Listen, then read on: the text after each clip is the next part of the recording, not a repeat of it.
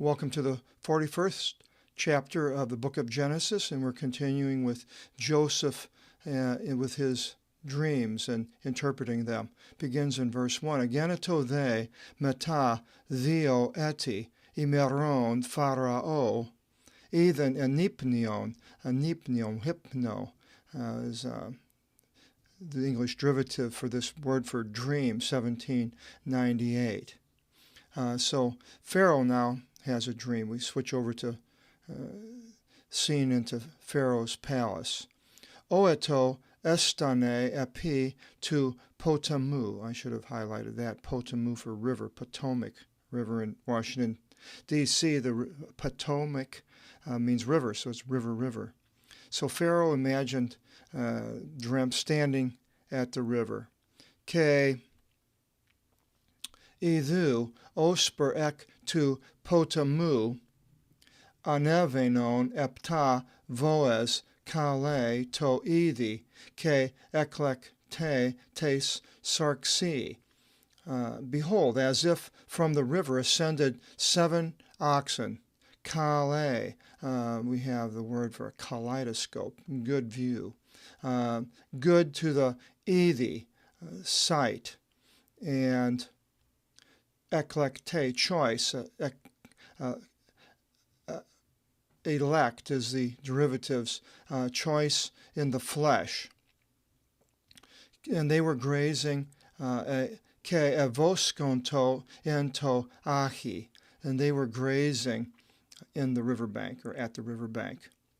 Verse 3, Ale they epta voes anevenon meta tavtas ek to Potamu. And another 7 oxen ascended after these from out of the river. So the first 7 were good, and then these were what? Askre, to idi, shameful to the sight. Ke lepte, te sarxi, and thin in the flesh. Ke enemonto para tas voas para to hilos to Potamu, and feeding by the oxen by the edge of the river. So now these other 7 thin, emaciated oxen come out to the river right along with the good ones. In verse 4, Ke katephagon e epta voes e aiskre, ke lepte te sarxi, tas epta voas, tas kalas, to idi, ke tas eklektas. And the 7, one will follow the numbers, 1, 2, the 7 shameful, 4 and 5 thin in the flesh, 6, 7 oxen, 9 ate up the 7 oxen, the good to the sight and choice. Agerthi they Pharaoh, and Pharaoh arose. In verse 5, Ke anipniasti to vevteron, and he dreamed the 2nd time. Deuteronomy, the second book of the law, comes from Deutero, 2nd. Ke idhu epta stachius anevenon en to pithmeni eni eklekti ke kali. And behold, 7, we'll go down at 1, choice and good ears of corn ascended in the lower branch, one lower branch. And in verse 6, Ke idhu epta stachius lepti ke anamophthori anaphionto met aftus. And behold, 7 ears of corn, thin, lepti, and destroyed by the wind, or windblown, grew up after them.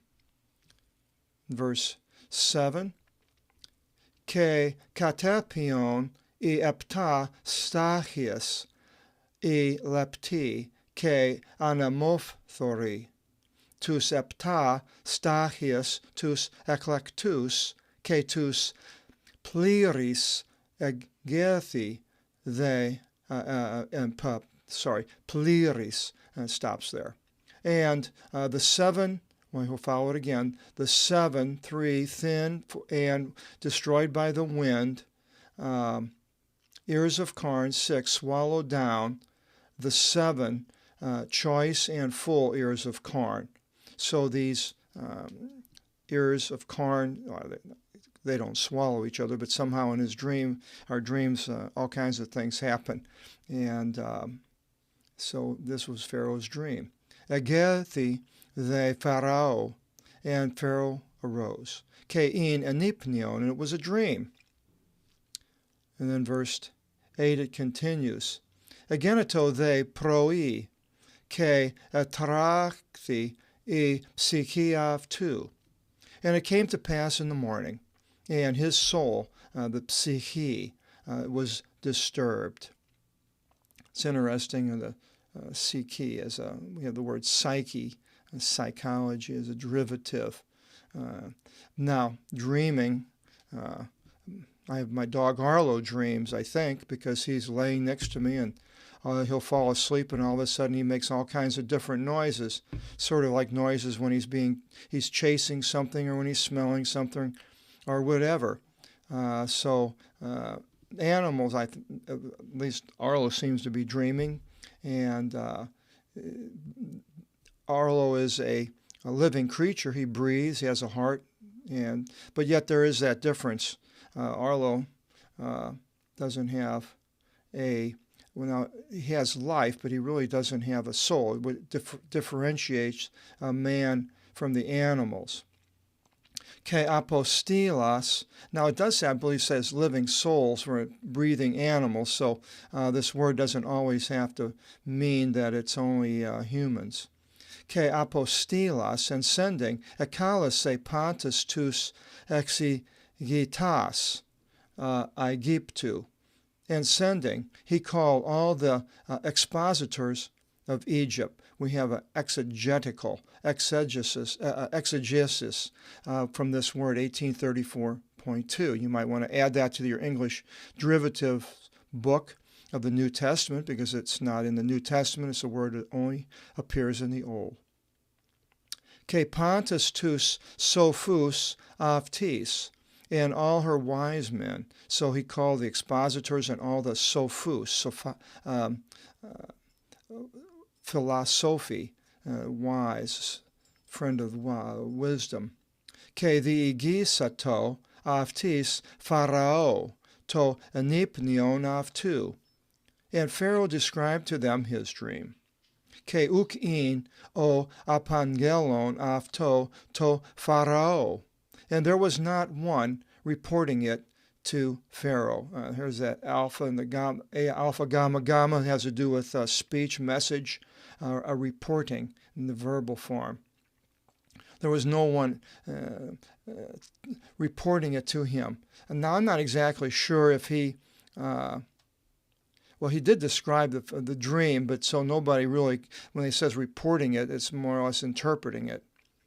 For verse 9, Ke elalasen o archeinochus pros Pharaoh legon. And the chief wine taster, archia is the chief, and the eno, vino is wine. Just so you can see these words that are derivatives that are part of this word, 749.5. And the chief wine taster spoke to Pharaoh, Legon, tin amartian mu anamemnisco simron. My sin I call to mind today. And continues, Pharaoh orgisti tis paisin aftu. Pharaoh was provoked to anger against his servants. Ke etheto imas in philaki in toiko to archimagiru. And he put us under guard in the house of the chief guard. There's the archi, and here's the magiru. So part of that word is archi, is pointing them out. Whenever it has that, it's some type of a chief. It says Pharaoh was provoked to anger. It doesn't. He's putting the blame on himself, or him and the wife, the baker. Emete keton archisitopion. Both me and the chief baker. There's the archi. And the cito, we have a parasite. It has to do with being near flour and living off of wheat and things like that.